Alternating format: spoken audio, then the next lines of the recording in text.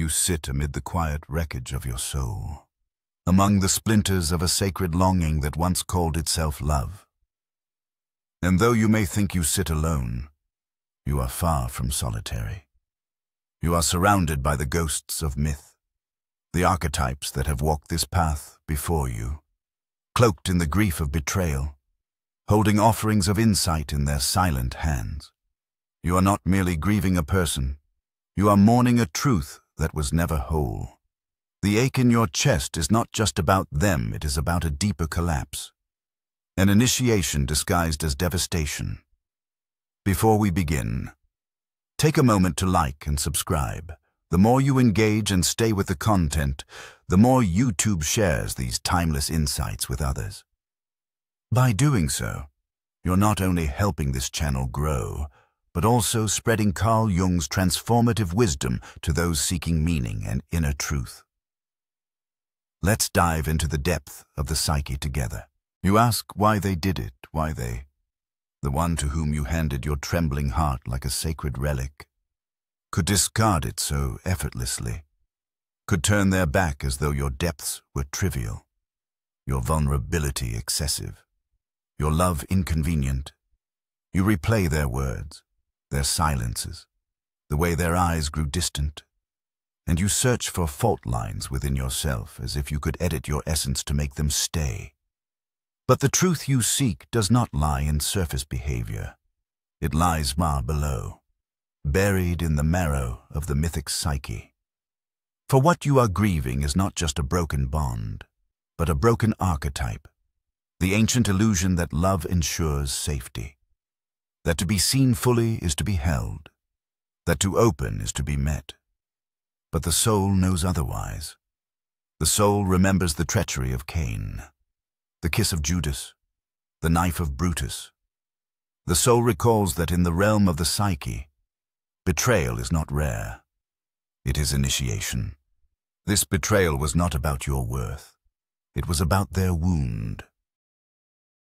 The unconscious does not discriminate. It projects what they could not reconcile within themselves. They cast upon you like a curse. Your depth reflected their emptiness. Your honesty stirred their repressed chaos. And because they could not stand in the temple of their own darkness, they shattered the mirror you unknowingly became. They called you too much, but it was their own absence that echoed too loudly. They said you were too sensitive, too needy, too intense, but it was their inability to sit with their own grief that made your presence unbearable. You were not too much. You were their unclaimed pain made visible, and rather than face it, they fled, or attacked, or went ghostly quiet, hoping silence would dissolve the truth they could not admit, that your authenticity frightened them.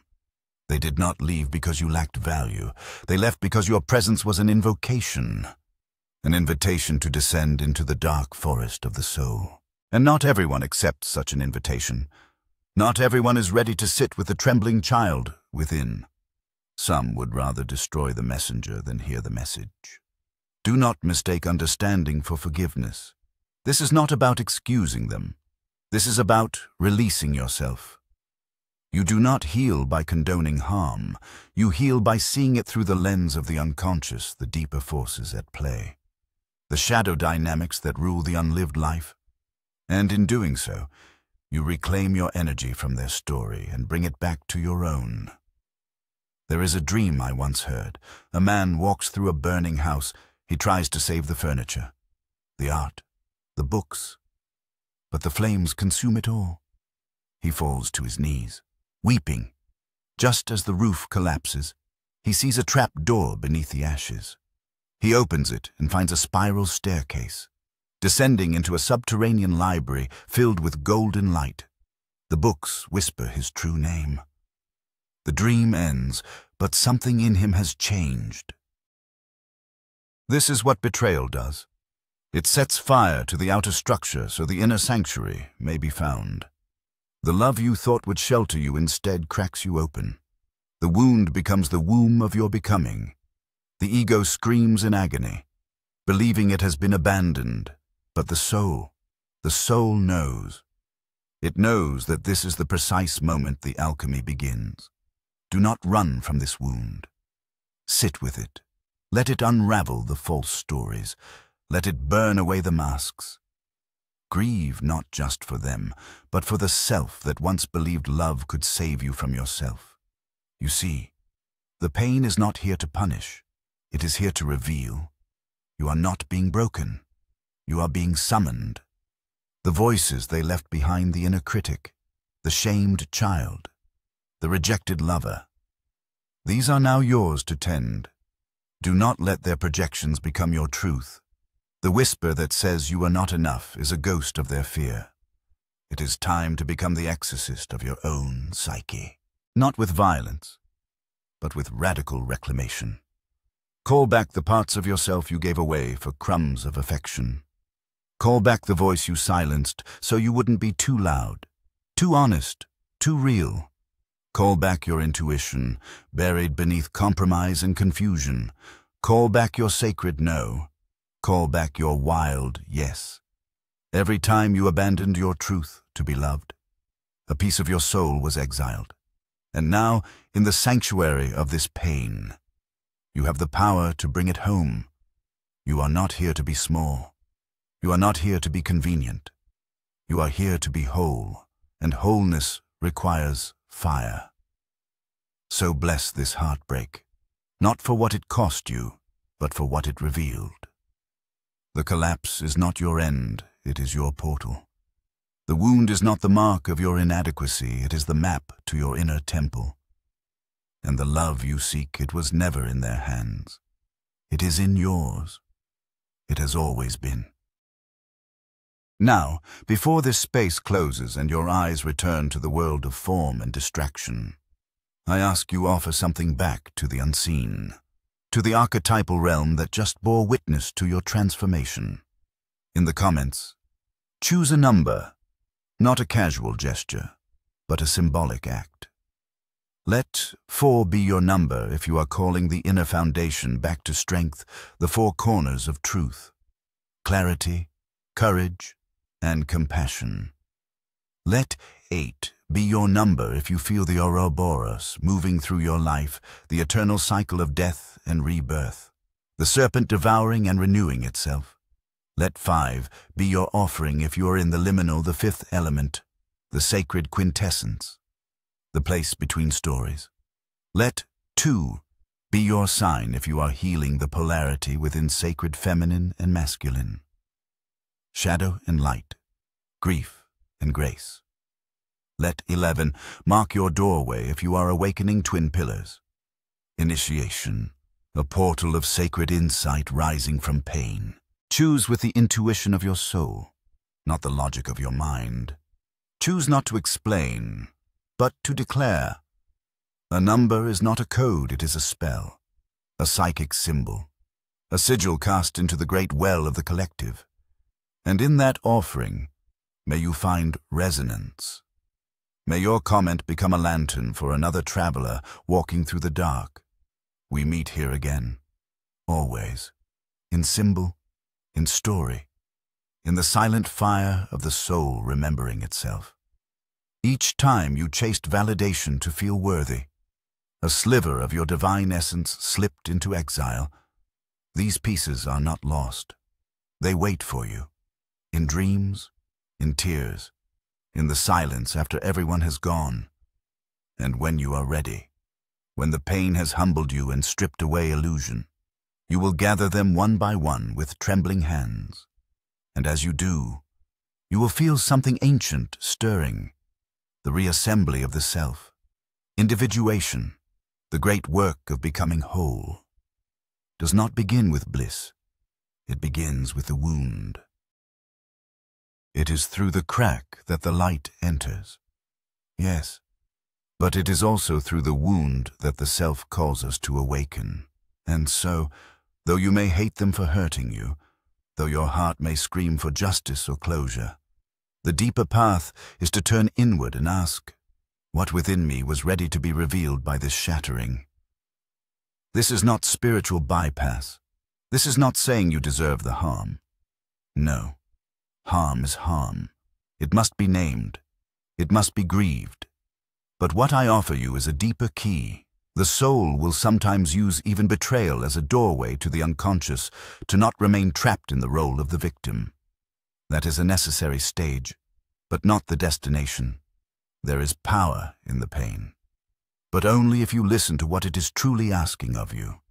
Who are you without their gaze? Who are you when no one is validating your worth? Who are you when the masks fall away? That is the question the wound demands. You answer, not for them, for you. And as you descend into your own unconscious, you will meet figures, archetypes, symbols, memories. Some will terrify you. These are your shadow aspects, the parts you disowned in order to be loved, the rage you swallowed, the power you abandoned, the wildness you denied. You will feel as though you are losing yourself, but in truth, you are retrieving yourself. The journey through betrayal is not linear. It is a spiral. You will revisit the same grief in new layers. You will find old rage rising like a wave just when you thought you were healed. This is not failure. This is the spiral of becoming. And in time, slow, sacred time, you will emerge, not as who you were, but as who you truly are. Let them never admit the truth. That is their task, their karma, their initiation. Should they ever choose to face it, but yours is now clearer. They hurt you like you meant nothing, but the wound has revealed that you are everything, not because they said so, but because you remembered. Let the forgetting end here. I have often said that until you make the unconscious conscious, it will direct your life and you will call it fate. And what is more fateful than the recurring echo of being dismissed, unseen, unwanted? The tragedy is not only that they hurt you, it is that you now stand in danger of believing them, believing the lie that you are discardable, that you are too much, too sensitive, too intense. But those accusations are distortions projected by the wounded onto the luminous. And if you accept them, you risk becoming a stranger to your own soul. Let us take a moment to speak of the dream world, for it is there that the unconscious whispers when the waking mind is too defended. There was a man who came to me once tormented by betrayal.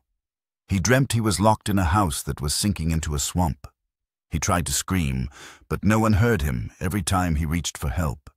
The walls closed in tighter. I asked him, "What do you believe the house is?" He replied, "It is my worth. It is everything I've built to prove I matter," and I told him what he did not want to hear. Then let it sink. Let it all fall. Because only in the drowning of the falls can the true emerge. We build identities on what others reflect to us, but when those mirrors shatter, we are forced to face the terrifying task of looking inward. And that is the beginning of freedom. Pain is a harsh liberator, but a liberator nonetheless. The betrayal was not just an event, it was a symbolic death. And now you are standing at the threshold of rebirth. There is a figure in mythology who represents what you are experiencing. Persephone, dragged into the underworld against her will, her innocence shattered, her light extinguished, and yet it is in the depths that she becomes queen of the underworld. Not by choice, but by necessity. You too have been dragged into an emotional Hades. But what you do now determines whether you emerge as victim or as sovereign. The alchemists knew this process well. They called it the nigredo, the blackening, the phase where everything decomposes, where all structure collapses. The ego panics in this phase. It clings to the past. It begs for reversal. But the soul, quiet and patient, knows. This is the necessary disintegration before transmutation. You must be willing to sit in the ashes. You must be willing to feel what you tried not to feel, the loneliness, the humiliation, the hunger for closure that may never come. And when you stop resisting, something astonishing begins. the emergence of the inner witness. The inner witness does not judge. It observes. It does not retaliate. It reflects. It does not blame. It integrates.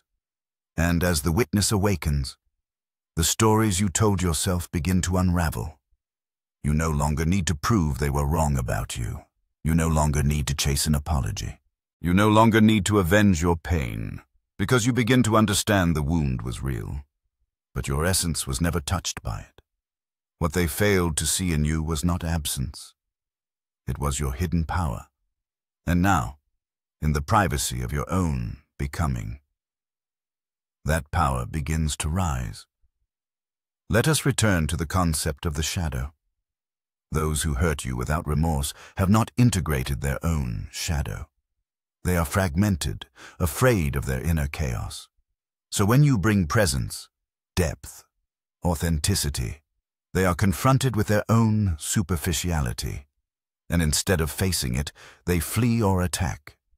But you, if you are to break the cycle, must not become them. You must meet your own shadow. This is the most courageous act of all, to admit your own bitterness, to confess your rage, to acknowledge the part of you that wants them to suffer, and rather than act from it, you offer it the one thing it has never known your attention. The shadow is not evil. It is wounded genius, repressed life, disavowed energy. When you own it, it becomes creative fire. But when you deny it, it becomes destruction either of others or of yourself. You were hurt, yes, but the real task is not to fix them. It is to face yourself, to ask, why did I stay when they gave so little? Why did I silence myself to keep their approval? Why did I equate love with abandonment? These are dangerous questions. They threaten to shatter the foundation of your old identity, but they are sacred because they lead you out of the house that was sinking. I want you to imagine yourself as a vessel. When you were born, this vessel was whole, but over the years, each betrayal, each dismissal, each violation cracked it. And now you feel you are leaking life, that nothing holds, that you are broken beyond repair. But the Japanese have a practice called kintsugi, the art of mending broken pottery with gold. They do not hide the cracks, they illuminate them. They see the breakage as part of the beauty. What if your wound is not a defect, but a path to grace? This is not sentimentality, it is transformation. The path of individuation requires that you carry your pain like a torch, not a chain. Do not seek to erase the past. Transcend it. Do not wait for them to say they were wrong. Outgrow the need. The truth they will never admit is that they saw something in you that terrified them. Not because you were weak, but because you were deep. And deep people disturb shallow waters. They hurt you. Yes, yes. But you were not destroyed. You are being reforged. Every great soul I have ever encountered was first shattered not once, but many times. The shattering is not the end. It is the beginning of awakening. It is the moment the false self dies and the eternal self begins to rise. So, grieve, mourn, let the old illusions fall, and then begin to gather the gold. You are not broken. You are becoming. You are becoming not in the way the world defines progress, not through accumulation or validation, but through the sacred unraveling that strips away all illusions until only the soul remains. The soul is not concerned with the admiration of others. It does not care whether they recognize your worth. It only seeks integration, wholeness, and the wound, paradoxically, is its doorway. The ancient mystics knew this. The shamans were called by illness, by madness, by dreams too terrifying to bear. They were not chosen because they were strong, but because they were broken open. And through that rupture, a new wisdom poured in. You too have been broken open, not by accident, not by cosmic cruelty, but by a hidden necessity. And so you ask, what now? Now you descend into the symbolic underworld, into the belly of the whale, into the cave where the dragons sleep. The descent is not a punishment. It is a rite of passage. You cannot become yourself without it. The self is not the ego expanded. It is the ego dissolved and reformed in the fires of truth. I once dreamed of a house with infinite basements. Each level took me deeper into older layers of the psyche. First childhood memories, then ancestral fears, then mythic symbols older than language. There, at the lowest level, was a pool of still water. I knew intuitively that if I gazed into it long enough, I would see not only my face, but the face of the divine. The unconscious is like that. At first it confronts us with what we've repressed, the grief, the anger, the shame. But if we are courageous enough to remain, it reveals something more. The archetypes, the eternal patterns, the divine blueprints embedded within the human soul. You are not merely a victim of this pain. You are being summoned by it, called to embody an archetype greater than the wound. The archetype of the wounded healer comes to mind. Chiron, the centaur, wounded by a poisoned arrow, unable to heal himself, yet becoming the greatest healer in myth. Your wound, like his, may not disappear, but it may awaken your deepest medicine. The ones who hurt you may never acknowledge what they've done, but their actions have unknowingly initiated your transformation. What they will never admit is that they saw your light, and instead of honoring it, they feared it, because to stand beside someone luminous is to risk seeing the shadows we've ignored. And so they diminished you, not because you were small, but because you reminded them of how small they had allowed themselves to become. You did not provoke this wound, but you must respond to it, not by shrinking, not by growing armor, but by growing roots. The ego asks, how do I protect myself from ever being hurt again? But the soul asks, how do I grow strong enough to keep loving, even after the hurt? Strength is not coldness. It is warmth that has survived the fire. There is a danger here, a subtle temptation to become the very thing you despised, to let the pain twist your perception, to wear betrayal as a lens and see all others through it. But if you do, then they have won, not in a moral sense, but in a psychic one. You have allowed their unconsciousness to infect yours. That is why we must return again and again to the inner work, the dreams, the reflections, the solitude, not to escape life, but to see it clearly. There was once a patient who told me, I will never love again. I asked, then what will you become? She paused. Safe, she said. But I saw in her eyes the flicker of death, not physical, but psychological. She had entombed her soul in a prison of fear. The wound had not made her wise. It had made her afraid. That is not healing. That is stagnation. Real healing is risky. It requires you to open the door again to yourself. First, then to others. But this time, you do so not from naivety, but from clarity. You see the patterns. You recognize the red flags. You do not chase love that abandons. You do not negotiate with those who cannot sit in silence. You no longer perform to be seen. You anchor, and in that anchoring, you draw to you souls who have also walked through fire. That is the beauty of the path. You lose much, but what you find is real. You stop attracting those who feed on your light and begin to walk with those who honor it. And more importantly, you begin to honor it yourself. The betrayal you suffered was a severing, yes, but also a sorting. The end of illusion, the collapse of fantasy, the death of who you thought you had to be. They hurt you like you meant nothing, but the deeper truth, the one they may never admit, is that you meant too much. You meant more than they were prepared to handle. And now you must become someone who no longer needs to be handled. You must become sovereign, The sovereign is not above pain, but they are not ruled by it. They sit with it, listen to it, integrate it, and then create from it art, words, prayer, stillness, whatever your medium. Let it rise from the wound, not as performance, but as transmutation. Let your pain be the ink. Let your scar be the paint.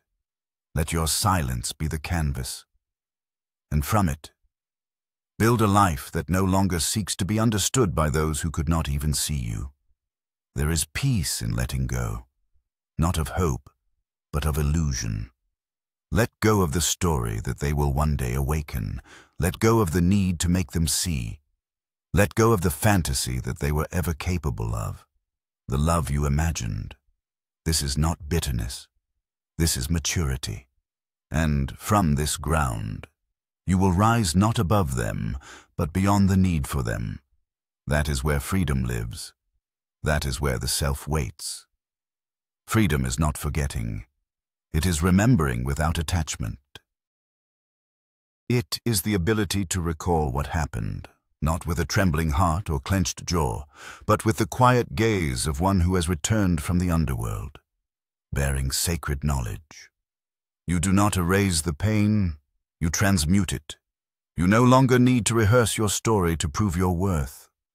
The wound has spoken, it has taught, it has crowned you with insight, and now it releases you. There is a moment, if you walk this path with sincerity, where grief turns into gratitude, not for the betrayal, not for the heartbreak, but for what it revealed, for what it demanded, for the door it opened within you that no soft hand ever could. That door is the portal to your wholeness. And though it may have been opened by cruelty, what you do with it now is yours to claim. Many fear this level of inner work. It is easier to blame, easier to build walls than to break patterns, easier to dismiss others than to examine our projections. But that is not the path of the self. That is the path of the ego, wounded, guarded, asleep. The self requires awakening, and awakening always begins in the ruins. You ask, perhaps, what if they never feel sorry? And I say, what if they do, but only when you are no longer waiting? What if they awaken but too late to reach you? Would you still hinge your freedom on that? Or would you have already outgrown the apology? The mature soul does not wait to be freed by others. It picks the lock from within. You are never trapped by them. You are trapped by your longing for them to be different. But once that longing dissolves, not in bitterness, but in truth, then the chains fall silently to the floor. That is what they will never admit. That your departure, your healing, your silence speaks louder than any vengeance ever could. And if you do this work, if you truly integrate, you will no longer need to speak in the language of the wound. You will speak in the language of wisdom. In that place, there is no need to correct the narrative, no need to make them see, no need to reclaim what was never truly lost, because what matters most was never given away, only forgotten and now remembered. But do not be surprised if in your silence they return, not because they love you, but because the silence has made them curious. The power of the soul that no longer seeks is magnetic. But you will know the difference now between genuine reconciliation and the hunger of the unhealed. You will feel it in your body, in your dreams, in the quiet knowing that comes not from thought, but from presence. The psyche remembers. Even when the mind forgets, the body knows. And if you listen closely, you will feel a new compass arising, not external validation, but in alignment. This is the gift of the wound, clarity. You may still feel waves of sorrow. That is natural. Integration is not a straight line, but you will no longer be ruled by the storm. You will be the observer of it. And eventually, the one who can calm it with a word, There is a phrase the alchemists used. Solve coagula, to dissolve and to rebind. This is the essence of transformation. You have been dissolved. Now you begin the sacred work of binding your soul back together, not in its former shape, but in its destined one. They hurt you like you meant nothing. But now, you see, what they could not grasp was never your value. It was your depth. And not everyone is willing to dive. Let that be your liberation, not your shame. Some souls are drawn to the surface because the depths remind them of their unchosen work. You did not fail by being too much. You were simply misread by those not yet fluent in the language of the soul. You speak now with a voice shaped by silence, touched by sorrow, strengthened by solitude. Let that voice guide you. Let it be the song that sings others through their darkness. For the wound that bleeds when raw becomes the wound that teaches when healed. And that is your task now. Not to seek retribution, but to offer resonance. You have walked through fire, and because of that you can now carry flame, not to burn, but to illuminate. Eventually you will meet others who are still caught in the forgetting, still seeking to make sense of the senseless, still building altars to those who wounded them. Speak gently to them, not with advice, but with presence, with the wisdom of one who has stood in their place and returned with soul intact. That is how the collective heals, not through argument, but through the quiet authority of those who have done the inner work. And you have done it, or at the very least you have begun. And that beginning in a world so bent on avoidance is nothing short of heroic. So bless the wound, not for what it cost you, but for what it revealed in you. They hurt you like you meant nothing, but here is the final truth. They will never admit you were never nothing. You were a portal, a mirror, a spark, a soul brave enough to descend and wise enough to rise. Now go, not with armor, but with wings.